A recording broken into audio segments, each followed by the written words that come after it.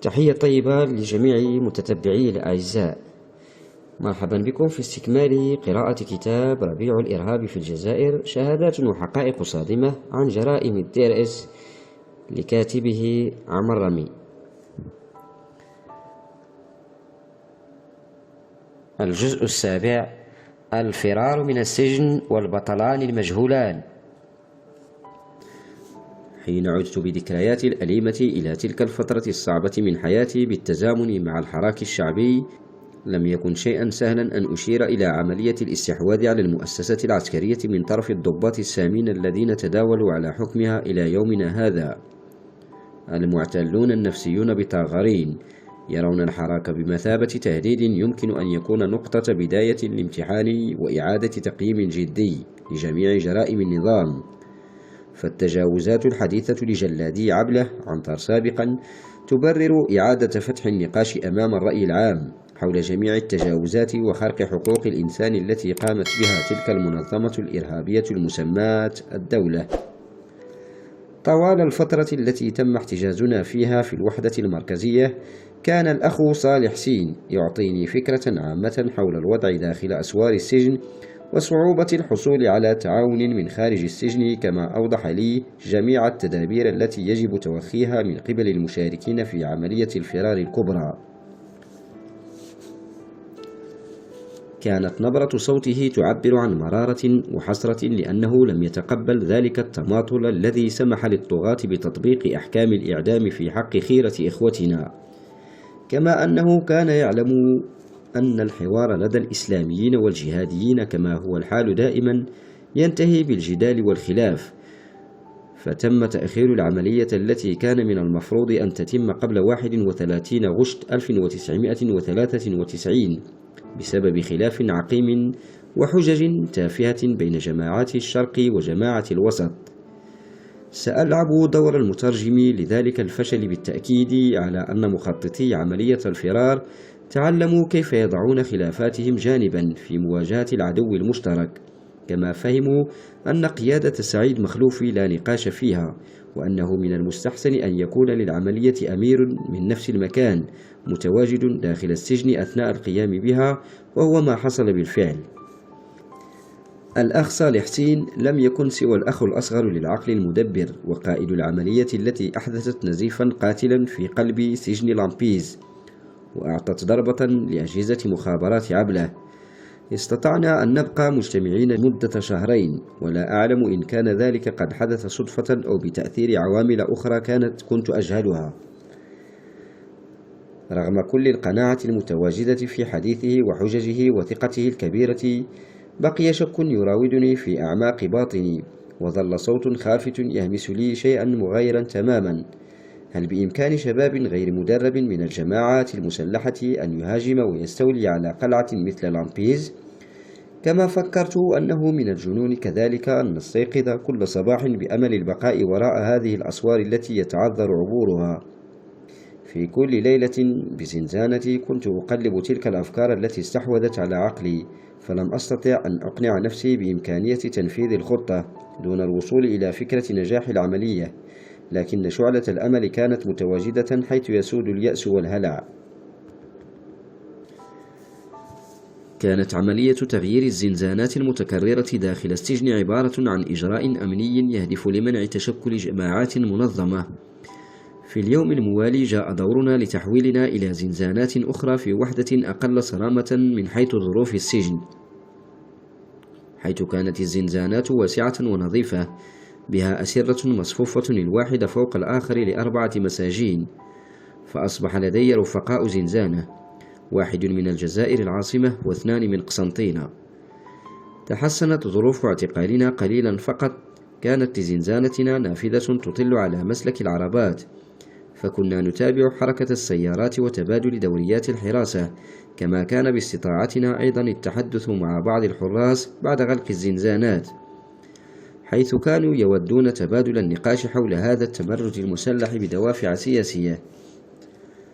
لم نعد أنا والأخ صالح سين نلتقي منذ التغيير الأخير، لكنه كان دائما ما يعلمني حول التطورات العملية، وفي بعض الأحيان كانت الرسائل التي يرسلها عبر شخص آخر مشفرة تماما يصعب فهمها.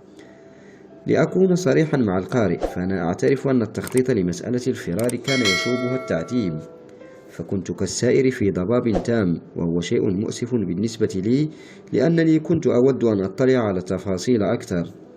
وكجواب على تساؤلات ملحة، حدثت واقعتين متقاربتين خلال أسبوعين سأرويهما. كنا بصدد إقامة صلاة العشاء حين توقف أحد الحراس أمام النافذة لمشاهدتنا، فلاحظ أن العاصميين يقصرون صلاتهم في حين أن القسنطينيين والباتنيين يكملونها. وبمجرد إتمام الصلاة أشار لي بلباقة لأقترب منه وسألني: الحارس، لماذا يكمل الآخران الصلاة؟ فأجبته: هم من قسنطينة ويعتقدون أن تقصير الصلاة اختياري فقط. فهز رأسه وقال: أنا من باتنا ومن طازولت بالذات، وأقصر في صلاتي نظرا للظروف. بهذه الكلمات التي قالها عن دراية بدأ دمي يجري في عروقي بسرعة، واندفعت الكثير من الأفكار، واستقرت كلمات صالح سين في رأسي. كنت بحاجة إلى أن أكون وحدي وأتأمل فيما سمعته مرارا وتكرارا. الحادثة الثانية وقعت في نفس الظروف تقريبا. كان الوقت ليلا ومتأخرا بقليل عن المعتاد. بقينا نحن الأربعة نتسامر حول حلويات خفيفة، نتناقش ونفك المعلومات التي وصلت إلينا لأنه كان يوم الزيارات. توقف حارس آخر كان منوبا في تلك الليلة لعدة دقائق عند نافذتنا لفحصنا بعناية كما لو كان يبحث عن رجله، ثم اقترب وأشار إلي قائلا: الحارس، هل أنت من الجزائر العاصمة؟ أنا: نعم. الحارس: ومن أين بالضبط؟ أنا: لماذا تسألني ذلك؟ الحارس: أعلم أنك من القبة. كدت أصاب بنوبة قلبية عندما قال كلمة القبة. نعم، أنا من القبة، ولكن كيف تعرف ذلك؟ ابتسم ثم قال: هل ستتمكن من استخدام كلاشينكوف إذا أحضرتها لك؟ ودون انتظار إجابتي استأنف سيره نحو الوحدات الأخرى التي تحت عهدته. بقيت مذهولا دون حركة مثل التمثال، ومضى جرس إنذار في ذهني. بعدها توقف كل شيء لأنه كان من المستحيل تشبيع أي أفكار. بعد هذه المحادثة القصيرة بقيت صامتا متأملا لفترة طويلة. كنت أحاول معرفة المعنى الدقيق وفحوى الرسالة التي أراد إيصالها إلي، فقد كان فك الشفرة سهلا وخطيرا. كانت الكلمات بسيطة لكن وقع معناها كان عميقا. لذلك قررت الاتصال بالأخ صالح سين، وطلبت منه أن يجد طريقة للمرور قريرا إلى زنزانتنا، فوجد ما هو أفضل. فبعد يوم الزيارة الموالي تمكن من إقناع رئيس السجن بمنحه بضع دقائق في فناء وحدتنا لإعطاء نصيبي من الكسرة بحجة أنني لا أتلقى زيارات كثيرة. أقل من 5 دقائق من تبادل الحديث كانت كافية لتهدئة مخاوفي. كان للأخبار أثر مثل القنبلة، يوجد تواطؤ من داخل السجن وهو تواطؤ مسلح. هذا التوجيه نحو زنزانات جماعية مع تغيير معتقلين بشكل عشوائي قد سمح لنا بقضاء 6 أسابيع في ظل نظام سجن مريح وجيد. خلال هذه الفترة التقيت بالسجين فيصل كاف، وهو أحد أقارب مدير المؤسسة، فربطتنا علاقة صداقة جيدة. فكان كثيرا ما يروي لنا أحاديثه مع عمال إدارة السجن. في أحد الأيام بعد عودته من إحدى زياراته للمدير أخبرني عن ما دار بينهم حول شخصية الشيخ علي بن حاج، الذي كان قد قضى عقوبة السجن خلال الثمانينات هنا في لامبيز، والذي كان موظفو المؤسسة العقابية يصفونه كسجين نموذجي وقائد لا نقاش عليه. كما أخبرني أيضا عن واقعة حدثت مع زعيم أمازيغي كان لعلي بن حاج فيها موقفا لا يقبل الحياد. فخلال شهر رمضان كان سعيد سعدي لا يصوم ويغيظ الحراس كثيرا بعرض تصرفه البغيض حال الذين يستفزون مشاعر الصائمين بساحات تيزي وزو. بعد عدة إنذارات قرر مدير السجن فرض عقوبة أسبوع في زنزانة تأديبية عليه. بعد علم الشيخ علي بن حاج بهذا الإجراء التأديبي الذي اتخذ بحق الرجل الذي سيصبح حليفا لدائرة الاستعلام والأمن فيما بعد، هدد الشيخ علي بن حاج والإخوة باللجوء إلى الإضراب إذا لم يتم الإفراج عن الرجل على الفور. فاستدعى مدير السجن الشيخ علي بن حاج إلى مكتبه لمحاولة إقناعه بأن العقوبات اتخذت وفقا للإجراءات التأديبية، وأن الخطأ الذي ارتكبه السجين كان مخالفا لأحكام الشريعة الإسلامية.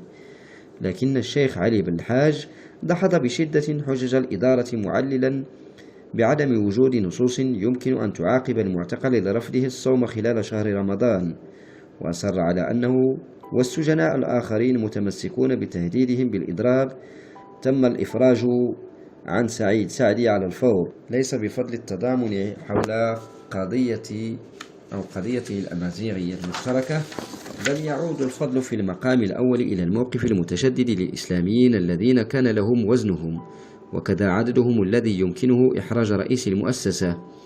في هذا اليوم 23 يناير 94 كنا متوجهين إلى الفناء، ففوجئنا بعملية تفتيش جسدي، وهو نوع من الإجراءات التي لا يتم اتخاذها أبدا دون أسباب أمنية. هذا التفتيش الذي يرتبط ارتباطا وثيقا بالحياة في بيئة السجن لم يحدث عن طريق الصدفة. من المؤكد أن تدابير إضافية ستتبعه. بينما كنا نمر بالتفتيش الشامل، كان حراس آخرون يفتشون الزنزانات وممتلكاتنا الشخصية. كنا 40 سجينا، وبوتيرة تفتيش بطيئة للغاية استغرق الأمر ساعة على الأقل لإكمال العملية. كان الانتظار طويلا ومرهقا، كما كنا نخمن ما تخبئه لنا هذه الحركة، تغيير داخلي أم تحويل إلى مؤسسة أخرى. كنا نتمنى بشدة أن لا يحدث نقل أو تغيير للمؤسسة العقابية، ليس خشية الذهاب إلى سجن آخر، لكن ما كنا نخشاه أكثر من أي شيء هو سوء معاملة رجال الدرك الذين سيرافقوننا أثناء التنقل. بعد ساعتين من الانتظار بين خوف وأمل، طلبوا منا أخيرا العودة إلى زنازيننا وحزم حقائبنا، لأن إدارة السجن قد قررت تغييرا في توزيع المساجين، لذلك ستحدث حركات تغيير داخلية حسب لائحة قوانين السجن. وصل ضابط من وحدة الاحتجاز تلك إلى الموقع بقائمة إعادة التوجيه. من المفترض أن تكون إدارة السجن مثل أجهزة المخابرات لما يسمى بالدولة الجزائرية قد فحصت بعناية ملف كل نزيل وميوله للعنف.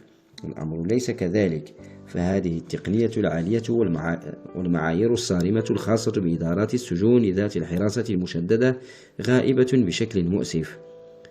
تتم قراءة القائمة بصوت عال، فيترك النزلاء الذين يسمعون أسماءهم الفناء للمشي في طابور تحت حراسة عشرات الحراس إلى مكانهم الجديد. تم اختيار السجناء بشكل عشوائي دون تدقيق بناء على التهمة ومدة الحكم فقط. بعد 5 دقائق من المشي دخلنا مكاننا الجديد، وهو عبارة عن قاعة كبيرة تحتوي على 60 سريرا، فسيحة وجيدة التهوية، لكنها متداعية ومهترئة كباقي المرافق والمباني التي أورثتها فرنسا للمستوطنين الجدد. من المعروف أن التأثير النفسي للسجن يوما بعد يوم وعاما بعد عام يحدث تغييرا جذريا في شخصية سجناء قضايا القانون العام. فاعتقدت الطغمة العسكرية لجنرالات انقلاب يناير وحراس عبلة انطلاقا من هذا الافتراض أنه يمكنهم تغيير قناعات أولئك الذين تم إجبارهم على الدفاع عن أنفسهم من خلال فرض عقوبات قاسية. لقد ارتكبوا خطأ فادحا بإرسال جنودا تم تجنيدهم من عائلات ومناطق مدقعة الفقر لارتكاب مذابح جماعية في البلدات الصغيرة المتاخمة للمدن الكبرى، لهدف غبي يتمثل في تشويه سمعة حفنة من المتمردين المصممين على الدفاع عن أنفسهم بضراوة. خطأ في الحكم على أن الناس سوف يعلمها أفراد الشعب لأطفالهم في المنازل وفي المدرسة وفي جميع التجمعات والجمعيات. ذلك الخطأ الفادح في الحكم من قبل الجنرالين خالد نزار وتوفيق مدين كلف الشعب الجزائري ما لا يقل عن 300,000 روح ارتقت إلى بارئها. قبل نهاية منتصف النهار كنا قد استقرينا في هذه الغرفة الجديدة، أعطينا الأولوية لكبار السن والمعوقين في اختيار السرير والموقع، ثم اتفقنا على قواعد معينة لحياة مشتركة مريحة. من بين سكان الجزائر البالغ عددهم 44 مليون نسمة، لم يعش معظمهم مأساة العشرية السوداء سوى من خلال وسائل الإعلام والدعاية المفبركة على الطريقة الروسية. لا يتواجد سوى 2 إلى 3 ملايين ممن يعرفون النسخة الحقيقية للأحداث، وهي تلك النسخة التي تحاول المؤسسات التي سيطرت عليها الشرطة السياسية إخفاءها بشكل يائس.